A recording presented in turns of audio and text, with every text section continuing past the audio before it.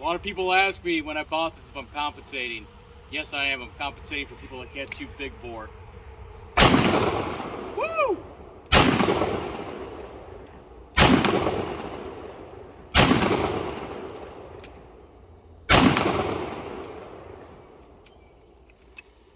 God damn. It is everything I want and then some. Hey YouTube, we're back looking at another one of my revolvers. This is my still fairly new to me 500 Smith & Wesson Hunter, or otherwise known as the Model 500 Hunter, manufactured by Smith & Wesson on their X frame, the largest frame they make for the largest production handgun cartridge in the world. 500 Bushwhacker is more powerful. That's, to my knowledge, still not considered a production handgun, so Smith & Wesson still claims the title. So, the revolver, as the name implies, is caliber 500 Smith & Wesson. That is this big old boy there. Not that it needs an introduction. If you're watching my channel, you probably know about guns. But just in case you don't, comparison to 44 Magnum, which is Dirty Harry reminds us was the most powerful handgun in the world when that movie came out. Once again, 454 Casull was a thing, but it wasn't production at that time. And for comparison, here's how it stacks up to that big old horse pistol. 6.5-inch barrel on the 29, 10.5-inch on the 500. Compensated too, which is nice. Even at this gun's hefty weight of 79 ounces, which is 1 ounce short of 5 pounds, or about 2.2 kilo for the countries that haven't put a man on the moon yet. As I said, it's a powerhouse. So that long barrel, that weight, that compensator, those rubber grips, it all goes towards taming that big old cartridge. Shooting this thing is surprisingly pleasurable. Once you get over the 5-pound weight, go get those forearm workouts in, gentlemen. It's actually a manageable gun. It's all in the elbows. It's kind of like, well, to go back to him in Dirty Harry, when he shoots, how he just rides it up. It's like shooting that. It's not so much in the wrist. My Model 29, I find most of the recoil is in the wrist. Whether your hand gets beat up, this gun is actually surprisingly pleasant to shoot, even with those heavy 350, 500 grain loads. I have not shot 700 grain loads through it yet, so I'll have to get back to you on that. So this might ask the question, what's the point?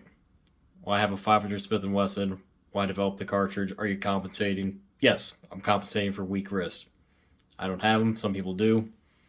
So they developed this gun partially, from what I've been told, to reclaim their title of most powerful handgun. They lost it in the 80s to the 454 Casull when that finally went mainstream.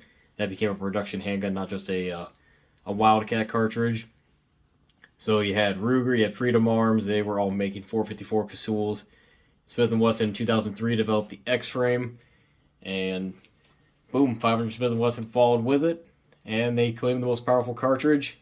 And if that wasn't enough, they went back later and won up the 454, beat them at their own game, developed the 460 Smith & Wesson, which can chamber 454 and 45 Colt and 45 auto rim.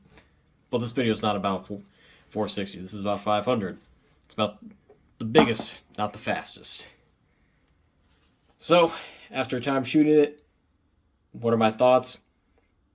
Well, despite the name Hunter, and despite it coming with sling swivels, I wouldn't want to drag their on the brush at that length unless you are a die-hard handgun hunter. Just get a lever action. Get a Henry 44 or Winchester 30-30. Almost anything would be better. This is a 5-pound gun. Heck, there's some rifles that don't even weigh 5 pounds. But if you wanted just to have it, hey, more power to you. I will say, the sling it comes with, not that great. So it's a Timber Ridge sling. It'll do the job, but I think there's better slings out there. Nice thing is that they've gone away from the Weaver mounts. On this version, they've given us a proper 1913 rail. Feel like, at this point, 2023, that is more than enough of a standard.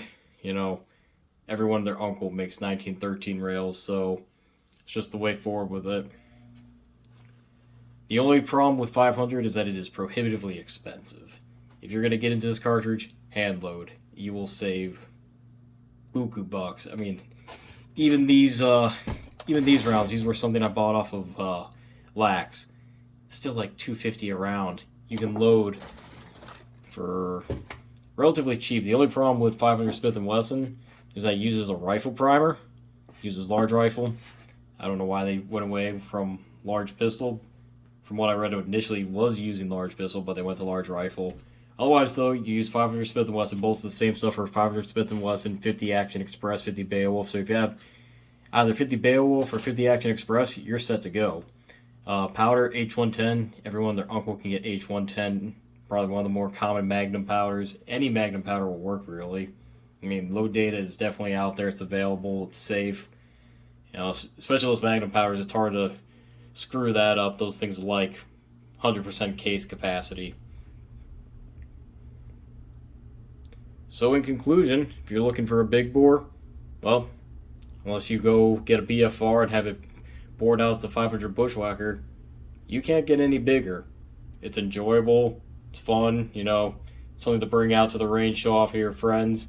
Do not, for the love of God, though, do not give it to someone that's a new shooter. Don't be that guy. Don't turn people away from it. But if they're willing to work themselves up to it, then don't turn them away either. Especially in this function. I haven't shot the 4-inch or the 2 3/4 inch, but this full-size Mammoth ammo will handle 500 all day long. So, if you made it this far, thanks for watching.